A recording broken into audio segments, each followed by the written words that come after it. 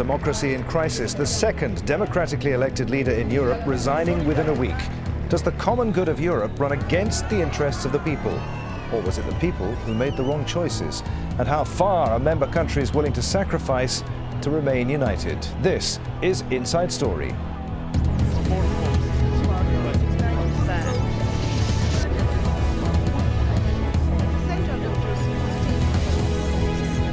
Hello, welcome to the programme. I'm Adrian Finnegan. After a wave of market panic that shook the Eurozone and brought his long tenure to an end, Italian Prime Minister Silvio Berlusconi quit office on Saturday following his pledge that he'd resign once Parliament had approved a package of economic reforms that he'd promised the European Union.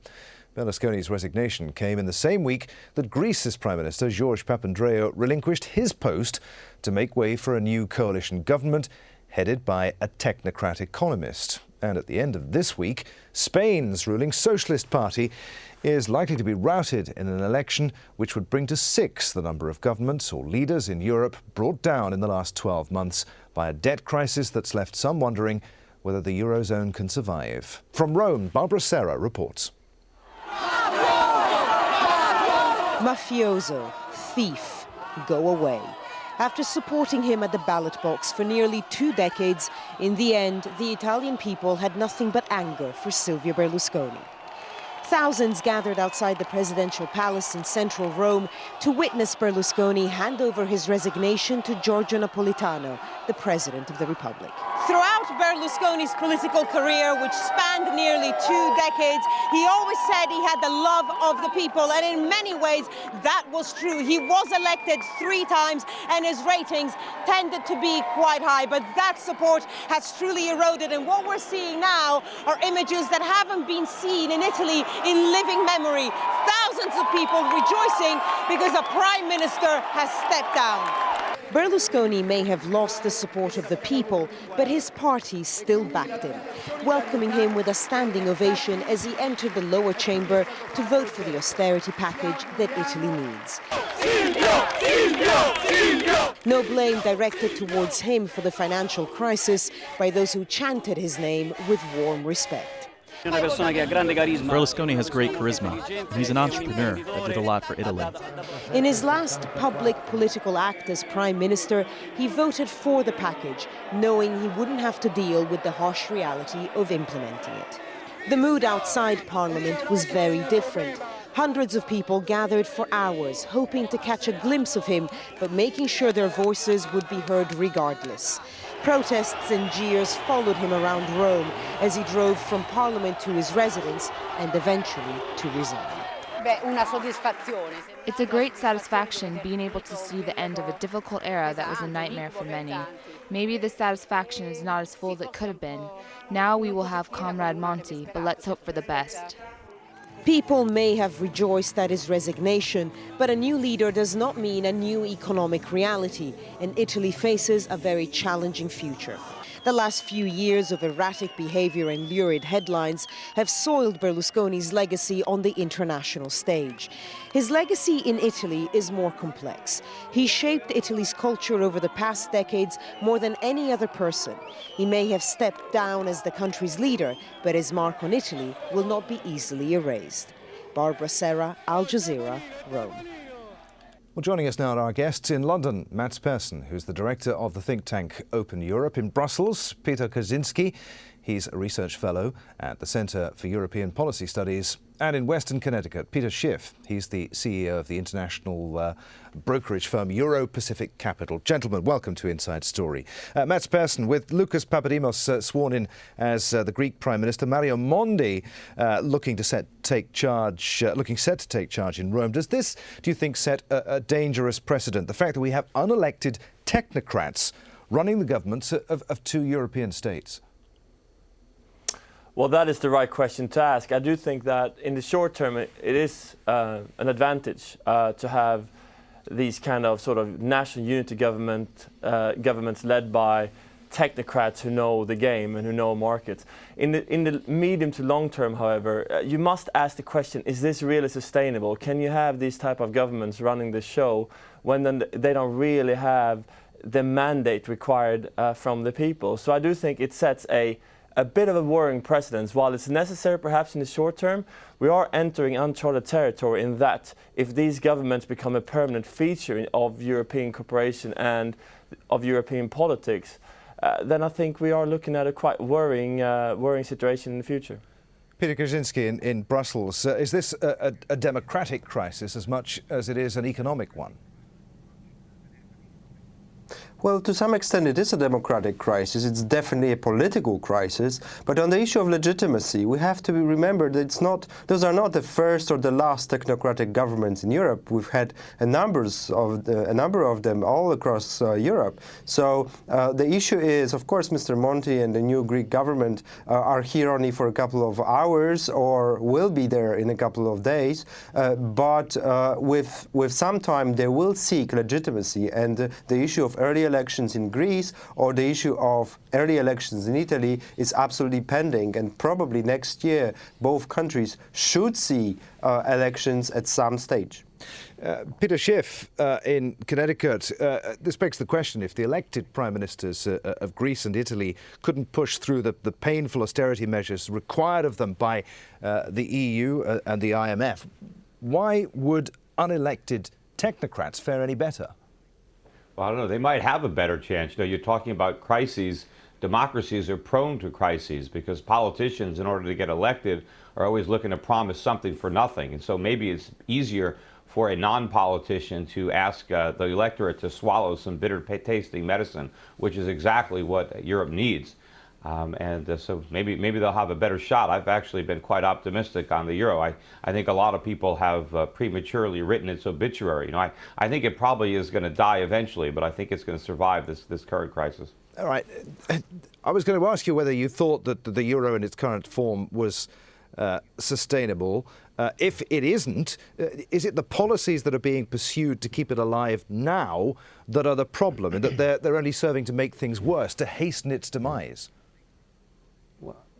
Yeah, well, I think that the problem was from the inception. It's just flawed in design. You know, instead of being an instrument for stability, it's actually the opposite. You have a tremendous moral hazard problem inherent in the way it's structured. And I think ultimately it will not stand the test of time. I think this crisis would have happened eventually. I think the financial crisis of 2008 accelerated that process because so many European governments made the mistakes of bailing out their banks just the way we did. And so a crisis that might have happened years from now was accelerated in time. But I think that Europe as a whole is going to be able to put a Band-Aid on this and appease the markets and convince them into believing that they've solved the problem. And because I think in the short run, the financial problems in the United States actually dwarf those in Europe. And I think that we are a bigger credit risk right now than the Eurozone. I just want to read you something that the President of the European Commission, José Manuel Barroso, said today, writing in a newspaper. He issued a sharp rebuke to Eurosceptics, including those in the British government who want to use this current crisis to disengage from the European Union. Mr. Barroso said that all members of the EU need to unite and to advance together. He said, in this defining moment, we either unite or face irrelevance. Our goal must not be to maintain the status quo, but to move on to something new and better. The speed of the European Union and the euro area can no longer be the speed of the slowest or most reluctant member. I hope when the historians look back on these unprecedented times, they'll understand that we stepped back from the brink of fragmentation. Mats Persson, to what extent have Germany and other northern European creditor nations actually been a force for instability and an imbalance as far as the euro is concerned? I mean, much of the irresponsible lending to Greece and Portugal and Ireland was done, after all, by their banks. Yeah, well, I think I agree with that, and also agree with the previous remark that there is a fundamental flaw in the very construction of the euro. The Eurozone doesn't have a lender of last resort, for example. It doesn't have a clear crisis management structure in place that it can resort to in these kind of situations. Instead, it has to go through all these very cumbersome processes and take various solutions through 17 national parliaments, for example, which is necessary in democracies. But you would have thought that people would have considered this once when the Eurozone was forged in the first place. But I would say that I agree with that. I think there are imbalances within the Eurozone that have been built up over a number of years, where you have credit to countries such as Germany that have been helped by an undervalued currency to export credit and inflation, if you will, to some of these weaker economies. And I think that is not now coming back to haunt us. Regarding President Barroso's remarks, and of course we should unite. No one is suggesting that Europe should go and resort back to 27 completely different national structures. That's an option. The question is, how do we do this? How do we move forward? And that's again where we have the tension between national democracies. Voters in many of these member states don't necessarily want to press ahead with a structure where you have the richer countries effectively paying for the poorer countries in return for greater control of these poorer countries' economies. That's a very hard sell to electorate. So yes, we need to move on, but the question is it possible under the current democratic structure in Europe? Well, the structural flaw with the euro is not the absence of a lender of last resort. I think that's one of the strengths. The problem is just political. The reason that Greece or Italy was able to borrow so much money is because interest rates were lower than they otherwise might have been, because of the perception that, well, they're too big to fail, that they're going to be backstopped by Germany. And what we need in Europe is the political will to allow highly endeavored sovereigns to fail. Greece doesn't have to leave the Eurozone if it fails. But if it fails, it sends a clear message to the creditors. You can't just recklessly lend to governments when their taxpayers lack the ability to repay the debt. And if we allow a more honest failure, then we force legitimate restructuring. See, right now the problem is you're asking the Greeks or the Italians to suffer austerity to pay off foreign bankers. If that wasn't the case, if they had no choice, if there were no bailouts, then they'd have no option. The politicians couldn't continue to promise something for nothing, but now what we've done is we've preserved the ability to do that. We may be reining it in somewhat, but ultimately this moral hazard is being preserved by this bailout. It's not being extinguished. Okay, Mats Persson in London, I know you want to come in, but first let's hear from Peter Kaczynski, who was shaking his head as he heard that. Peter? Well, there is some confusion here. First of all, there's no such a thing as one Germany. There are German private banks and there's a German government. There are there's a Greek government, there are Greek citizens, but there are also Spanish or French or Italian private banks who have their own activities and their own actions using the current situations or previous situations in the market. So what happens is that, or what happened is that there was plenty of free riding by either French or German banks. It's free riding by, let's say, French or German military producers who are selling on a lot of their equipment to Greece.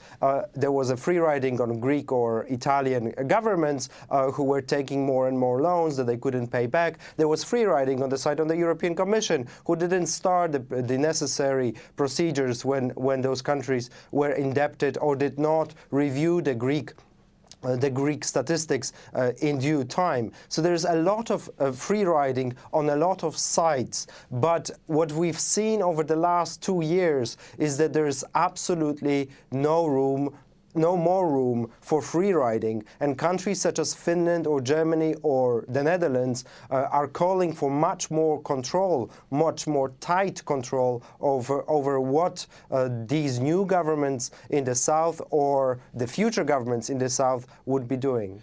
Mats Persson, to what extent then is economic integration driven by the EU and the bigger, the richer, the more powerful states the essential motor for peace, prosperity, economic development right across the Eurozone?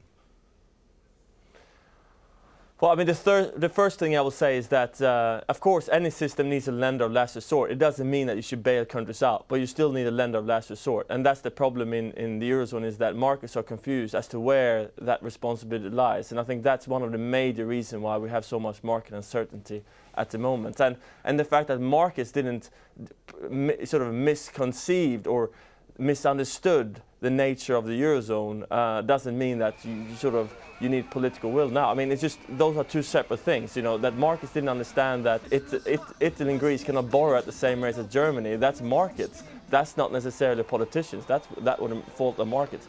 Now, I agree, though, with this point that some member states should be allowed to, be allowed to fail effectively because of what otherwise happens to moral hazard and economic policies in the future. Now, I will say this: I think further political and economic integration in Europe is now driven by markets, in the sense that markets are finally waking up to the fact that, you know, these countries are very different, they have different economic structures, and their levels of competitiveness are poles apart when we look, for example, at Greece and Germany. So therefore, we have to treat them differently. In order to compensate for those divergences, you need more political and economic integration in Europe. So I think it's driven by the fact that markets are finally waking up to the fact that, you know, the Eurozone in its current shape and form is unsustainable. Leave aside political will. Not the best political will in the world can make these differences in the Eurozone magically go away. For that, you need either revising the membership of the Euro to make it more sort of coherent in its structure, or you need to move towards sort of more fiscal integration, including potential transfers from the north to the south. And I think that's what we're looking at the moment. Now, I agree with the previous remarks that there were a lot of free riding. That's very much the case. I agree with that. Peter Schiff, he's right, isn't he, that the Euro project, as launched 10 years ago, was fundamentally flawed in that Europe's made up of two very different kinds of country, which were never ready to share a single currency. You said that you think that we will eventually see the Euro's demise. Isn't it better to endure the pain of that now, sooner, rather than later, as far as the markets are concerned? Well, I mean, I think in theory the euro could work. I mean, when the United States came together under a single currency, you could say there was a huge difference between the northern states and the southern states. It's not the fact that there's wealth disparities between the north and the south.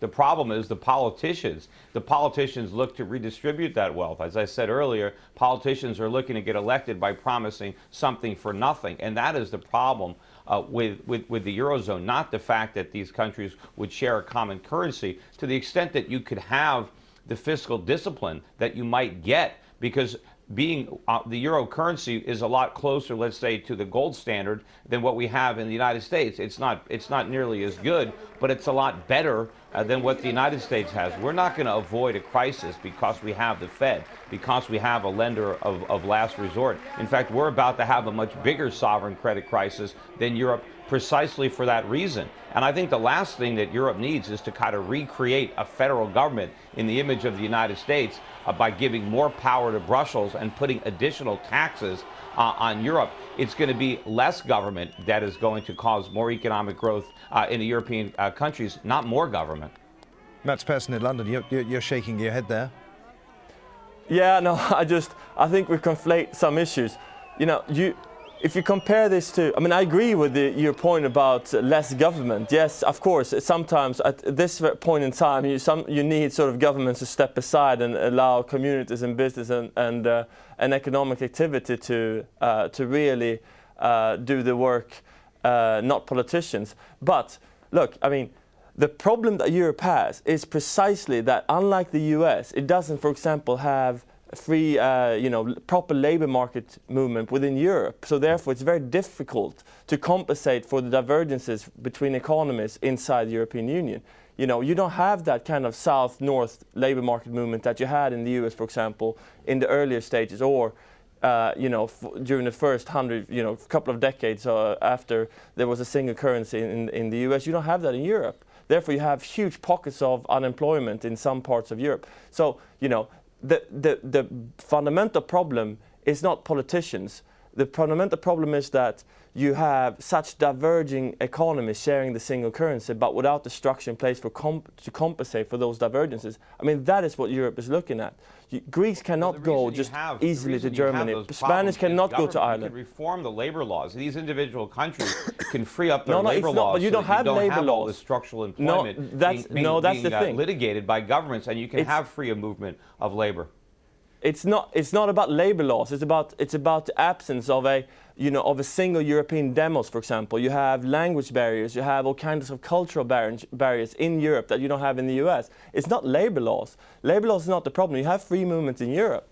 The problem is that does not work because these countries are fundamentally different in the structures and their economies. So therefore, it's very difficult to have that kind of fluid type of structure that you have in the US. Unemployment do so because of the laws that they have. The various protections that they pass for workers renders them unemployable. Yeah, of course, some countries I agree with that. It's expensive to hire based on government policy.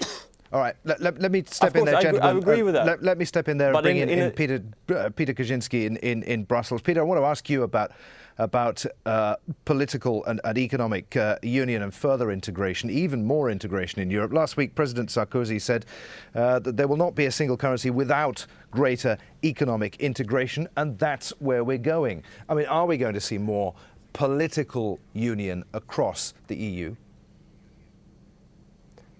We will see some sort of more political union across the board, but we do not know the form of it, because EU27 deeper political integration would require some significant treaty revisions. And we know that it is going to be very unlikely to have a significant treaty revisions with the current British government, with the current Irish constitutional situation, which requires referendum, or a number of other referenda in a number of other countries. The French are talking about deeper political integration within the Eurozone, which seems also rather difficult. So the form of what does it really mean, a deeper political integration, remains to be seen. My bet would be that what we will see in some time to come is some sort of a core, smaller Europe with definitely Germany and France, probably Italy and the Benelux countries, maybe Austria or Spain, who would move forward with much closer fiscal union that would then be open to everybody else. But that would require a tremendous political will. Okay, we're rapidly running out of time, gentlemen. I think I've got a hint of what Peter is going to say there, judging by his last answer, but I want a 30-second answer from each of you, please. It's been described as the week in which Europe stumbled to the brink of disaster and stepped back. Is this crisis over? Are we merely witnessing the death throes of the European project? What, in your view, is the least worst outcome in all of this, Mats? Well, I think the least worst outcome would be a debt restructuring in Greece, probably Portugal, maybe a little bit in Ireland, and then hopefully Italy and also Spain can pursue the necessary but painful economic reforms needed for those two countries to get back on track, because those two countries are the key ones in Europe, because both of them are too big to both bail out and too big to fail. So I think that is the least worst outcome. But there also may be a situation where you might have to look at an orderly breakup of the Eurozone, not a disorder, but an orderly breakup of the Eurozone, which could eventually become a reality. Because again, as has been alluded to before, the political cost and the political price of keeping this together could be very high indeed, and we don't know whether voters in all these member states are willing to muster those costs. Peter Schiff. I said the problem isn't really the euro, it's the social welfare states in Europe.